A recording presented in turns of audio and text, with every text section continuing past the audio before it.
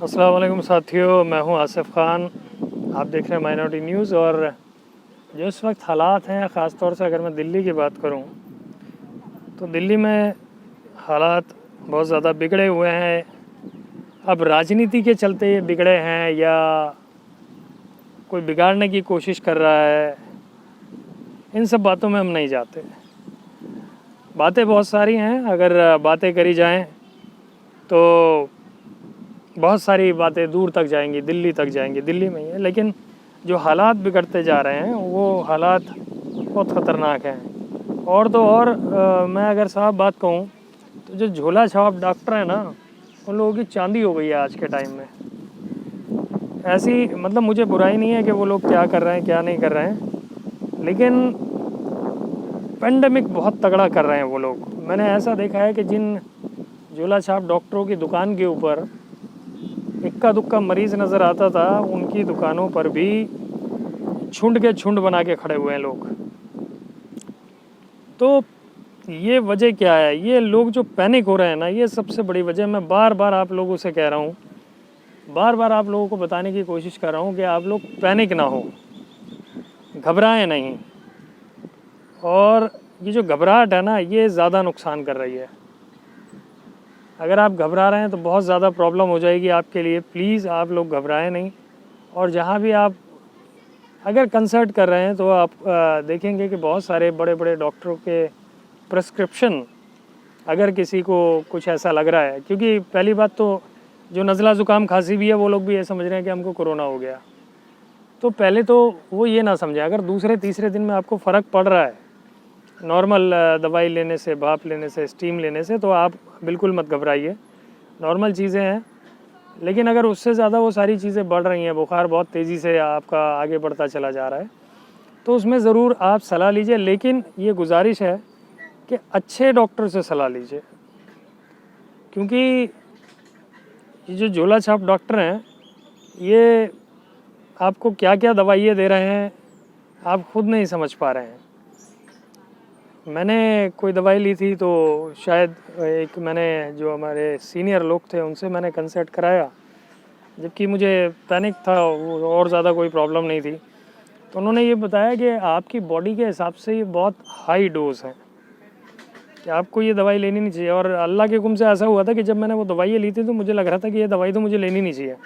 उनकी जो पावर है ना, उसको देखकर मैं शॉक्ड हो गया। 650 mg की टैबलेट दिन में सुबह शाम, मतलब, और एक नहीं, दो दो तीन तीन, मतलब 600 600 1200 प्लस 300 1500 40, लगभग 1600 mg, 16 दूना 3200 mg की टैबलेट मुझे एक दिन में खानी है। तो मुझे जब ऐसा लगा कि मैंने कहा ये बहुत ज़्यादा हो गया, दवाई तो ले ली लेकिन वो फिर मैंने खाई नहीं है। उसके बाद जब मैंने एक दो और जो सीनियर कंसल्टेंट थे उनसे मैंने सलाह ली, तो उन्होंने कहा कि ये अगर आपने 5 दिन का या 3 दिन का कोर्स करा, इससे ज़्यादा नहीं कर सकते। और जो डॉक्टर हैं वो क्या कर रहे हैं कि अगर आपको तबीयत में रिलीफ नहीं मिला तो जो उन लोगों ने आपको पहले डोज दी थी उससे हाई डोज दे रहे हैं, जो कि आप सिर्फ 5 दिन ही ले सकते हैं, लोग वो 15-15 दिन चला रहे हैं। तो एहतियात रखें, थोड़ा सा ध्यान रखें। ये थोड़े से जो बच्चे हैं, बेटा थोड़ा सा शांत रहो। तो इस चीज़ के लिए थोड़ा सा ध्यान रखें। जो भी आप लोग दवाइयाँ ले रहे हैं, उन दवाइयों के लिए बड़ी इम्पॉर्टेंट चीज़ है कि जो आप दवाइयाँ खा रहे हैं उनके साथ में आप पानी ज़्यादा से ज़्यादा पिएं। जो लोग आप पानी पिएंगे तभी आपको उन दवाइयों की गर्मी है वो बड़ा नुकसान भी दे रही है। तो पानी ज़्यादा से ज़्यादा पीते रहें और अच्छे डॉक्टरों से सलाह लें, या जो ऑलरेडी अच्छे डॉक्टरों का प्रिस्क्रिप्शन है उसको इस्तेमाल करें। क्योंकि कई जगह देखने में ऐसा आया है कि जहाँ पर जो बीमारी नहीं है उन चीज़ों की दवाइयाँ दे रखी हैं, और आदमी जब परेशान होता है तो वो 100 200 500 रुपये कुछ नहीं देखता। अगर उसे 1000 रुपये की दवाई भी है तो वो भी ले रहा है। और एक तो लॉकडाउन है, लोगों के पास में काम कारोबार नहीं है, डॉक्टर ने जो प्रिस्क्राइब कर दिया वो आपको लेना पड़ेगा, चाहे वो आपके काम का हो या काम का नहीं हो। और अगर उस दवाई ने फ़ायदा नहीं करा तो आप डॉक्टर से ये नहीं कह सकते कि भैया लाइए पैसे वापस दे दीजिए, उस दवाई ने तो काम ही नहीं करा, क्योंकि वो तो आप खा के ख़त्म कर चुके हैं। और दवाइयों के अंदर ऐसा कोई सिस्टम ही नहीं है कि अगर आपको किसी दवाई ने फ़ायदा नहीं करा तो वो उसी पैसे में रिफ़ंड करी जाए या नई दवाई दी जाएगी। डॉक्टर सीधा बोल देते हैं ठीक है जी, दवाई चेंज कर देते हैं। अब जो दवाई चेंज होती है तो उसका तो पैसा देना पड़ता है, पहले वाली ने फ़ायदा करा नहीं करा कोई गारंटी नहीं है। तो ये बड़ा एक अजीब सिस्टम है। और दूसरा सबसे बड़ा सिस्टम अजीब हमारे देश में ये है कि कुछ दवाइयाँ ऐसी होती हैं जो डॉक्टर लिखते हैं उसके 1 किलोमीटर के एरिया में ही मिलती हैं। आप अगर कहीं दूर से वो दवाई लेना चाहेंगे, फॉर एग्ज़ाम्पल आप ये मान के चलिए जहाँ आपका डॉक्टर है वो 10 किलोमीटर की दूरी पर है, और वो जो डॉक्टर 10 किलोमीटर की दूरी पर लिखेगा, आप अपने घर जाते हैं, वहाँ मेडिकल स्टोर पे पता करते हैं, वो कहते हैं जी ये तो है नहीं, दूसरी कंपनी की है। डॉक्टर पहले ये कह देते हैं जी इसी कंपनी की लेनी है तभी फ़ायदा करेगी। इवन अगर डॉक्टर के पास में किसी वही सॉल्ट की वो दवाई खा के जाएंगे तो डॉक्टर प्रिस्क्रिप्शन में कहता है अच्छा फ़ायदा नहीं हुआ, यही वाली ली थी या केमिस्ट वाले ने बदल दी थी। तो आप ये सोचेंगे हाँ केमिस्ट वाले ने बदल तो दी थी, लेकिन वो दवाई तो जहाँ पे डॉक्टर के आप जिसको आपने दिखाया है, जो आपका फिजिशियन है, उसके 1 किलोमीटर के एरिया में ही मिलेंगी। अगर आपने कहीं और से लेते हैं तो ऑब्वियस है कि वो दवाई नहीं मिल रही, क्योंकि मैंने इस चीज़ को नोट किया है, मेरे साथ में हुआ है। लगभग मैं 10 किलोमीटर तक घूमा, वो दवाई नहीं मिली। जिस डॉक्टर ने प्रिस्क्राइब किया उसके जब मैं एरिया में गया तो वहाँ वो दवाई बड़ी इजीली अवेलेबल थी। रात को लगभग मैं 2.5-3 घंटे घूमा, कल रात को नहीं, मतलब काफ़ी दिन पहले की बात है। तो मुझको कई लोगों ने ये बताया जो भी मेडिकल शॉप के लोग थे कि ये दवाई सर वहाँ मिलेगी जहाँ पे आपका डॉक्टर है, जहाँ आपको प्रिस्क्राइब किया है उसके आसपास मिलेगी या उनके मेडिकल स्टोर पे मिलेगी। तो ये क्या क्या स्कैम चल रहे हैं। आदमियों के पास में पैसा नहीं है, लोगों के पास में, और डॉक्टर क्या क्या उलझुल दवाइयाँ लिख रहे हैं, बिल्कुल अंदाजे से बाहर हैं लोगों को। क्योंकि जो दवाइयाँ मैंने खुद इस चीज़ को एक्सपीरियंस किया, तो शायद मैं अपना एक्सपीरियंस बता रहा हूँ। तो इन चीज़ों के लिए ध्यान रखिए, अच्छा डॉक्टर हो कोई उससे दवाई ज़रूर लीजिए। मैं ये नहीं कह रहा कि सारे डॉक्टर गलत होते हैं, सारे डॉक्टर आपको गलत दवाई प्रिस्क्राइब करेंगे, लेकिन आप थोड़ा सा पेशेंस रखिए। घबराहट में कुछ भी जाकर कुछ भी ना करते रहिए। सबसे पहले अगर आपको कोई भी प्रॉब्लम हो, स्टीम लेना शुरू करिए। जो घर के अंदर नुस्खे हैं, चाय है, सुलेमानी चाय भी कहते हैं, कुछ लोग काढ़ा चाय बोलते हैं, बिना दूध वाली चाय होती है जिसमें तुलसी डाली जाती है, लौंग, इलायची और उसके अंदर दालचीनी, काली मिर्च, ये सब डालते हैं। ये घरेलू नुस्खे पहले अपना लें थोड़े से।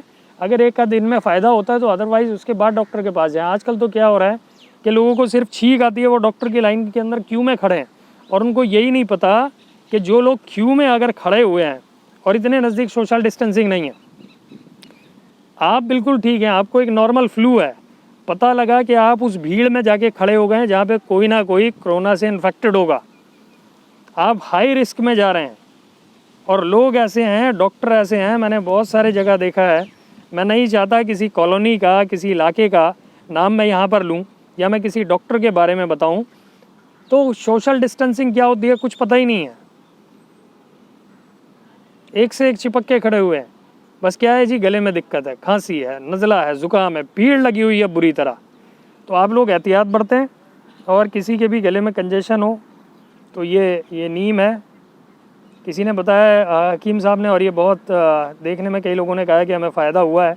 नीम है, कहीं भी आसानी से मिल जाता है, अदरक आपके घर में होती है। तो ये ऐसी चीज़ें नहीं है कि आप मतलब ये लेंगे तो कोई नुकसान हो जाएगा, साइड इफ़ेक्ट होगा। नीम की दातून थी, हमारे बड़े बुज़ुर्ग पहले भी दातून करते थे, आज भी बहुत सारे लोग नीम की दातून ही करते हैं। तो 4-5 पत्ते ये और एक छोटा टुकड़ा अदरक का, इसको चबा चबा कर खाइए कूट के, उसके ऊपर से गर्म पानी लीजिए। लोगों ने बताया बहुत रिलीफ मिल रहा है, तो मैं भी इसको ट्राई करूँगा, आप लोग भी ट्राई करिए। हिम्मत रखिए, पेशेंस रखिए, घबराइए नहीं, और ख़याल रखिए, मास्क ज़रूर लगाइए। क्योंकि मैं जिस एरिया से बात कर रहा हूँ, यहाँ के पूर्व MP हुआ करते थे, डॉक्टर थे वो, डॉक्टर AK वालिया का नाम सुना होगा, कांग्रेस से बहुत बड़े नेता रहे थे। तो वो डॉक्टर थे, और बताया गया कि उनकी डेथ भी कोरोना से हो गई। तो आप ये मान के चलिए, जो लोग ये कह रहे हैं कि जी हमें कोरोना नहीं होगा, ये नहीं होगा, तो जब डॉक्टरों को ये प्रॉब्लम हो सकती है और वो अपनी जान गंवा सकते हैं, हम और आप एक आम आदमी हैं, भीड़ भाड़ मत करिए बाज़ारों के अंदर। एहतियात रखिए, सोशल डिस्टेंसिंग रखिए। और जो लोग ये कहते हैं कि जी हम तो बहुत ही प्रोटीन वाले खाने खाते हैं, ज़बरदस्त खाने खाते हैं और हमें तो ये नहीं होगा, तो मैंने ऐसे लोगों को भी हॉस्पिटल में देखा है कि मेरे जैसे जितनी मेरी बॉडी है उसमें से 3 बन जाएंगे, मतलब मेरे जैसे 3 बन जाएंगे उनकी बॉडी में से, तो वो लोग भी हॉस्पिटल में एडमिट हैं। और वो लोग बहुत बेहतरीन प्रोटीन वाली चीज़ें खाते थे, खूब प्रोटीन खाते थे वो लोग, लेकिन वो हॉस्पिटल में एडमिट है। तो ये मत सोचिए ये हमें नहीं लगेगा। बहुत सारे लोग कहते हैं अरे हमें नहीं लगेगा। भाई किसी को भी लग सकता है, ये नाम पूछ के नहीं लगेगा, कपड़े देखकर नहीं लगेगा। बहुत सारे लोग बोलते हैं ये सब प्लानिंग है, कुछ है। बहरहाल जो भी हो, कुरान की बात तो आपको माननी पड़ेगी ना, जो लिखा है कि अगर कहीं वबा है तो आप वहाँ पे ना जाएं, और अगर आपके इलाके में है तो घर में रहें। ये तो मान लीजिए। दुआ की गुजारिश है। और ये नीम जो मैंने बताया, नीम और अदरक इस्तेमाल कीजिए। इसको मैं आज से इस्तेमाल करूँगा, फिर एक आध दिन में आपको अपडेट करूँगा। ऑक्सीजन सिलेंडर का काम माशाल्लाह आगे बढ़ रहा है, आप लोग सपोर्ट कर रहे हैं। और हमने आज कोशिश भी करी कि एक साहब हैं उन तक सिलेंडर पहुंच जाए, तो शाम तक इंशाल्लाह अपडेट आ जाएगी कि उन तक सिलेंडर पहुंच गया। उनके लिए भी दुआ कीजिएगा और कोशिश कीजिए कि आपको ऑक्सीजन सिलेंडर की ज़रूरत ना पड़े, हॉस्पिटल जाने की ज़रूरत ना पड़े। एहतियात रखिए, बहुत एहतियात रखिए। बहुत बहुत शुक्रिया। अगर हमारा काम, हमारी वीडियो आप लोगों को पसंद आती है तो नीचे वीडियो के डिस्क्रिप्शन के अंदर बैंक की, पेटीएम की, गूगल पे की डिटेल्स दे रखी है। आप चाहें तो हमारे चैनल की सपोर्ट कर सकते हैं, हेल्प कर सकते हैं। ऐसे ही किसी इम्पोर्टेंट वीडियो के साथ मैं आपसे फिर मुलाकात करूँगा। जब तक के लिए खुदा हाफिज़। दुआओं की दरख्वास्त।